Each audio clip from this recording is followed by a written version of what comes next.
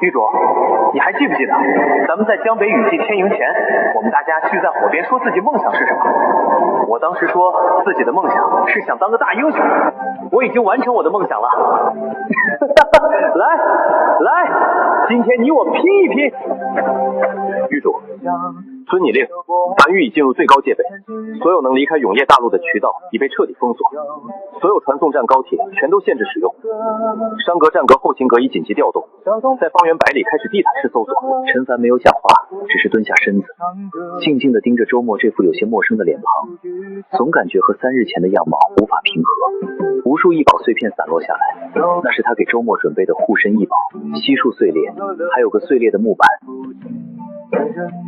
这个木板是以前用来记录雨季倒计时的，没想到你这家伙会将这东西随身携带，好歹存起来也是。让后勤阁来人将周末遗体收好，等此事结束，运往西区岛。永业大陆37个区域全部封锁，挨家挨户去查，找到他们。是，玉主。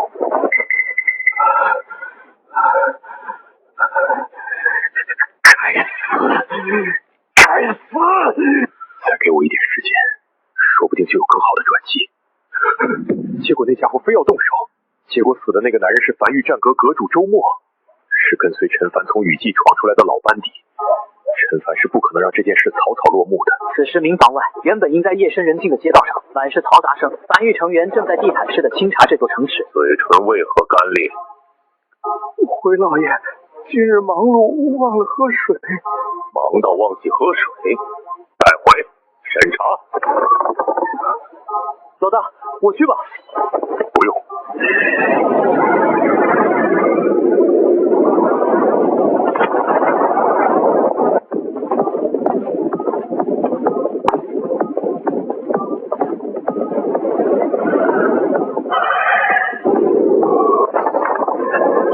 他们在这里。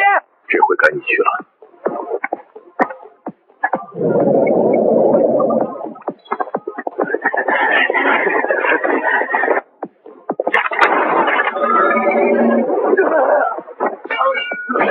我投降。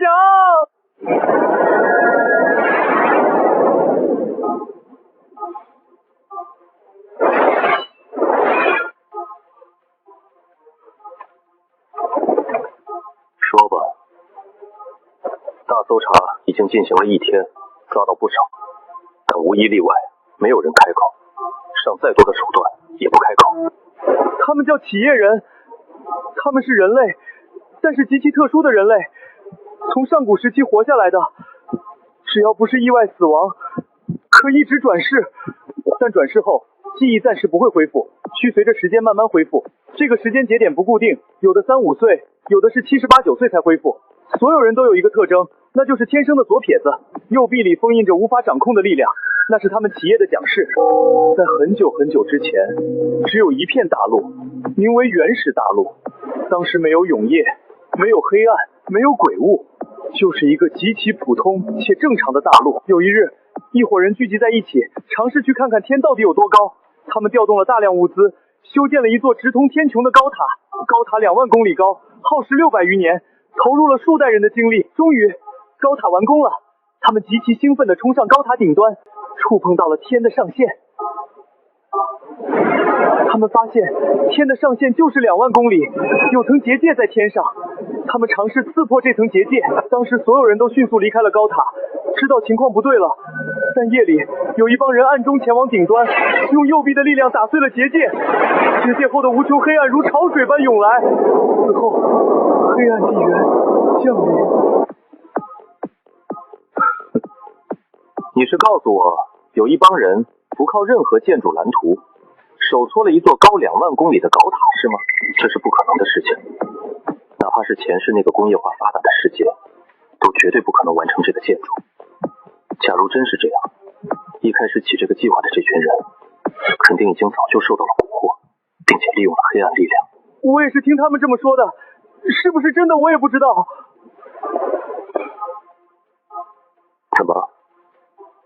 你想说你和他们不是一伙的吗？绝对不是！他们之所以叫企业人，是因为漫长的永夜便是因他们而开启的。每个企业人右臂都会蕴含着强大的黑暗力量，那是最纯粹永夜降临初期的黑暗力量。每次转世，力量都会被稀释一部分，所有人企业人都会下意识的朝黑暗能量最纯粹的人聚集，从而形成村落。我不是企业人，我是真的左撇子，当时无意路过便被收留。当我明白处境后，已经无法逃了。喂，那你怎么证明你不是他们的同类？当然有，主要探测手段有2种。第一种是看对方是不是左撇子，我恰好是。第二种是他们可以看对方是否淋过金色大雨。企业人是被总天道所极其厌恶的存在，一旦发现立刻抹杀，所以所有企业人都会下意识极其抗拒淋金色大雨。而在1年前那场永夜大陆的金色大雨，我恰好没淋。我当时太久没吃饭，饿昏在闹草屋了。当时是繁育成员发现的我，给了我水和干粮。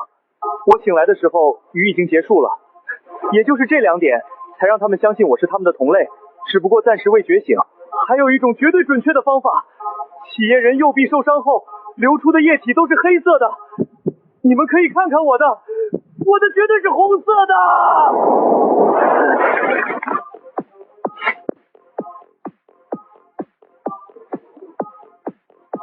所以去天外天他们的目的是什么？他们像信徒一样极其偏执，被洗脑至深。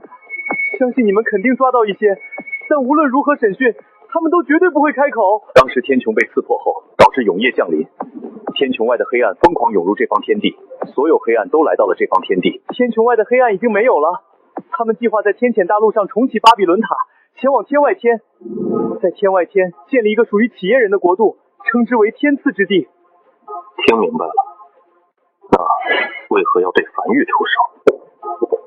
如今留在永夜大陆的企业人有2个头，能量不分上下，其中一个是暴力向的，叫浩爷，他倾向于削弱樊玉力量。关于樊玉不利的谣言，就是他做主传播的，为了日后占领大陆。另外一个是偏功能向的，叫九爷，看起来很儒雅，倾向于躲起来不被发现。2人的想法有冲突，杀死周阁主的就是浩爷的人。当时九爷尝试收买周阁主，正在谈的时候，浩爷就派人来了。带他下去，好生安顿。浩爷单体极强，他还有一个用残骸拼造出来的傀儡，叫屠夫。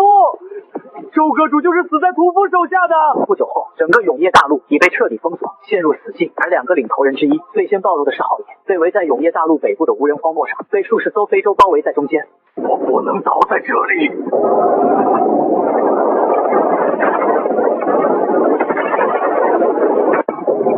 冲出去！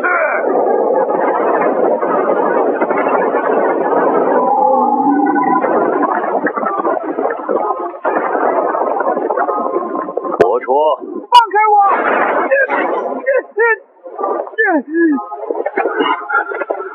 搜捕行动足足进行了7天，越来越多的企业人落网，但那个九爷却迟迟不见踪影。浩爷已经招了，九爷的能力是可进入暗空间，这也是为何当日屠夫光明正大出现在矿场，却无一人察觉的缘故。搜捕依旧在进行，江北荒原樊城，九爷正躲在下水道里，饿得已经头昏眼花。就在这时，原本头顶上嘈杂的街道，嘈杂的声音正在快速逝去，直至变得极其寂静，声落可闻。这样吧，到底还是逃不掉。他知道自己完了。无名山后山，九爷被带到陈凡面前，陈凡正坐在一张木椅上，而在前方空地上，足足数千人被铁链束缚，跪在地面上。少爷，人全带到了。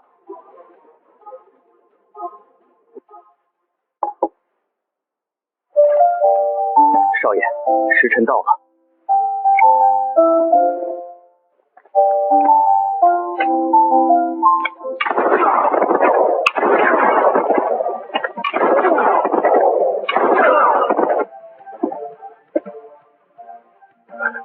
听好了，从今日起，樊玉会不惜一切代价清除这方天地的所有企业人。记住，是所有，你们是第一批，但绝不是最后一批，我都会亲手处决。我有一些上古隐秘，如果你……别说，千万别说。我不想知道你们有什么目的，我只知道你们的末日来了。你们企业人的末日来了，迎接专属你们的永夜吧。我会让繁育这2个字成为你们企业人记忆深处最恐惧的噩梦。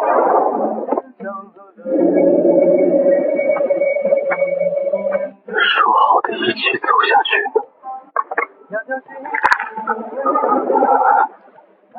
你啊，这是你上次哭哭唧唧的留影，本来还打算下次喝酒嘲笑你的，你倒是精明，都不给机会。盖棺定定，起棺！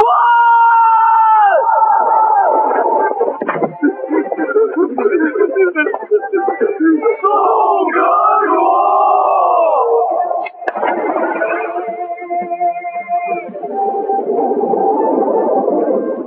记得江北的味道，早点回家。我相信你肯定能醒来，在你醒来之前，我会清扫干净这方天地的企业人。兄弟，你放心，我会做到的。这一夜，永业大陆上点亮了无数盏白灯，无数人在为周末的死亡默哀。狱主现在的状态很不对，这打击对他太大了。突然折了一个雨季闯出来的兄弟，谁能接受？都聚在这里干嘛呢？好了，不要用这种表情看我。周末又没彻底死，我有预感，他说不定明天就在崎岖岛复活了。都回去吧，明天还有事要忙。第2日，整个永业大陆上的所有人口开始浩浩荡荡的准备通过海底隧道前往无眼大陆。在淋一次金色大雨延寿的同时，用金色大雨再彻底筛选一遍企业人，这是最保险的手段。快！